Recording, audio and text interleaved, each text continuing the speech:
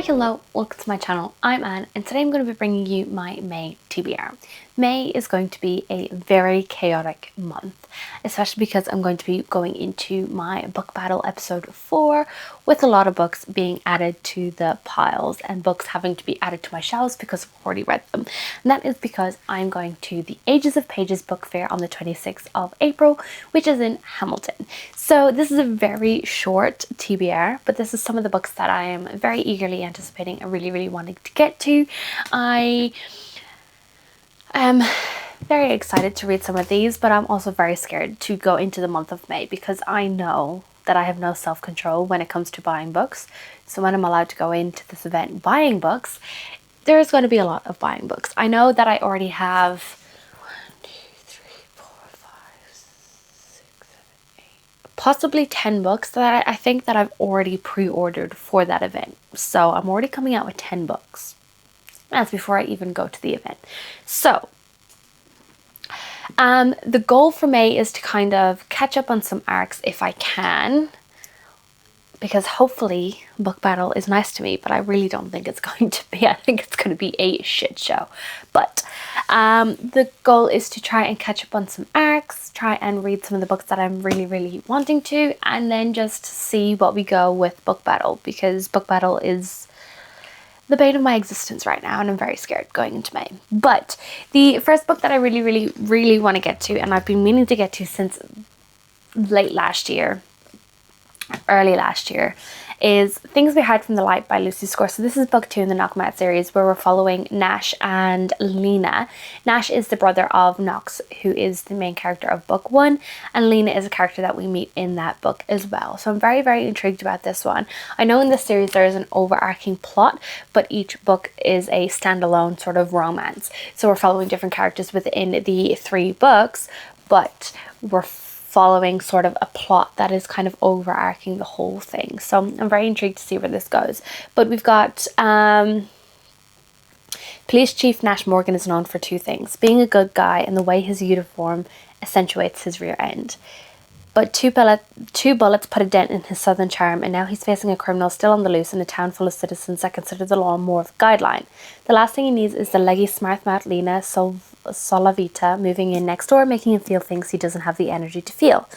Lena is on a mission. As soon as she gets what she's after, she has no intention of sticking around. The town of Knock 'Em Out has other ideas. Soon she finds herself sucked into small town life, dog-sitting, saying yes to a bridesmaid's dress, listening to the sexy chief of police in the shower. But when Nash discovers Lena's secret, these friends become furious enemies, though the sparks flying between them don't know the difference between love and hate. So in book battle episode 3, I read oh my god, what was it called? King of Greed?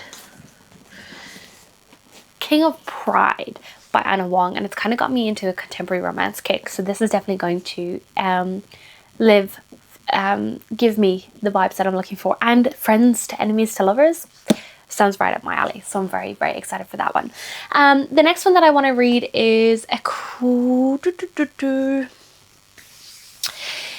In the Cover of Darkness by Kay Wish. This is a book that I have pre-ordered from Ages of Pages, and I had a wonderful friend, Danny, pick this up for me for my 12 Friends by 12 Rex. This is another contemporary romance, but there is a little bit more of a darker side to it, with a lot of discussions on trauma. And from what I remember, I don't know the synopsis and I don't have my phone on me, but I'm very excited to go into this kind of completely blind. So I really do want to check that one out, and hopefully I'll have a physical book to show you when I am reading the book. But yeah, I'm very excited about that one. So hopefully I can get to that in the month of May. The next one that I want to read, and the book that I've been wanting to, I've heard so many good things about, and I'm very intrigued by it. And I've gotten it out from the library multiple times, but I've gotten it out from the library again, and that is Bonded by Thorns by Elizabeth Helen. So Elizabeth Helen is a sister duo, I'm pretty sure, and this is a one human woman, 4 fake princes, a villain from below, an unbreakable bond. So this is a reverse harem where we're following our main character, who kind of gets swept up in this Beauty and the Beast retelling, and she then starts falling for 4 fake princes, which I'm very excited about. So let's read the synopsis. 4 handsome fake princes, 1 awkward bookworm, an enchanted veil, a beastly curse to break. Rosaline O'Connell lives her life in Orca Cove as quietly as she can. When her father turns up missing, Rosie goes after him and finds herself in the Enchanted Vale, the land of the Fae. When Rosie locates her father, she discovers that he has been imprisoned, and Rosie has no choice but to make a deal with the 4 Fae princes to take his place.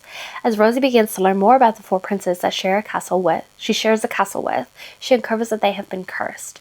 The princes must take on a form of demonic wolves every night, and with every year that passes, more of their magic fades away. If the princes can each find their mate, they will break their curse and free the realm.